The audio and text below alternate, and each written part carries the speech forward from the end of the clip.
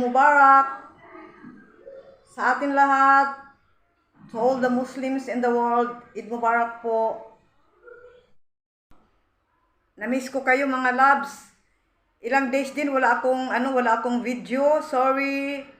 Dahil 1 week bago nag-Eid, nag-LBM. So, for 2 days LBM. So, nanghina ang katawan ni Miss Byuda. So, muna ako, nag-rest. Tapos, busy-busy din. Alhamdulillah, natapos din ang Ramadan.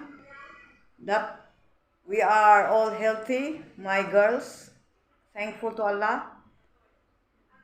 Tapos, wala dito yung cashier namin sa bahay. Nandoon sila sa village. Kagaya ng sinabi ko sa inyo on my previous vlog, hindi kami pupunta ng village dahil after 10 days, pupunta din uli kami doon for my big sister-in-law's son marriage. So, yun na lang dahil dalawang gastusin. Tapos, kaya ganoon. Happy ang Eid namin. Kahit kami lang dito. Nagluto ako ng chicken biryani. I tried my best to cook chicken biryani dahil sa totoo lang talaga hindi ako nagluluto guys ng pulaw, chicken biryani.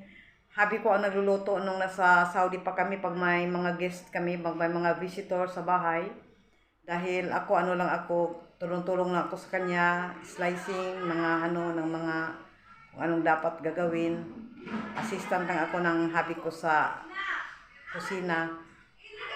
Ngayon wala tayong hubby, so we tried to cook para naman So, okay din. Medyo masarap din. Tapos, nagluto ako ng traditional sweets. It is called shimai here in Bangladesh. Shimai. Tapos, si Rihanna ang nagluto ng long noodles. Oh, masarap ang noodles ni Rihanna na niluto. Tapos, nung lunch, invited kami dito sa neighbor namin dito sa baba.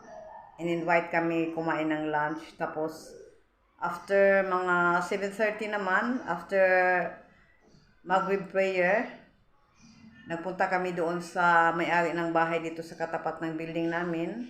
Silang may-ari ng building na yon, mabait sila guys. Dami silang naitulong sa amin.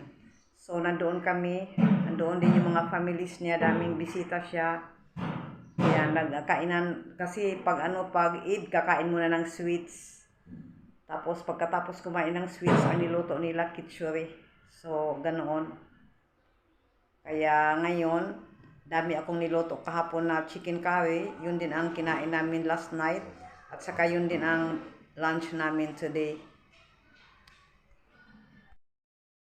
Tapos pag Eid, may mga bata pupunta, dumadalaw, yan sila for Eid salam. Kaya bibigyan mo kung magkano ang ibibigay mo sa mga bata, magbigay ka pag may mga bata.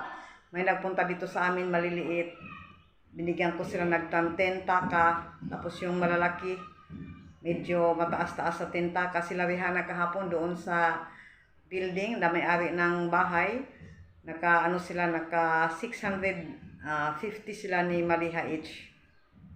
Tapos balik kahapon ng nila salam na pera, 700 yata plus yung sa kanila. Ayun. Kaya masaya ang mga bata pag Eid dahil sa salam. Bibigyan mo sila ng pera. Ayun, yung bisita ko kahapon, yung unang pumunta dito, yung anak sa kabilang building namin. Mga 4 years, ayaw nilang kumain. Dapat pakainin muna ng sweets, kung ano-anong luto. Ang sa kanila, lang talaga yung pang-Eid salam.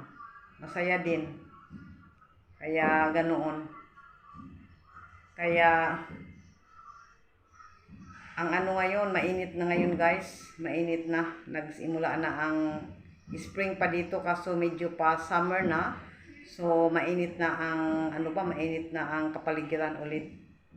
Daming nagsisiuwian ngayon sa village dahil pag Eid, after an Eid, mga 1 week sarado ang mga bangko, mga offices, schools.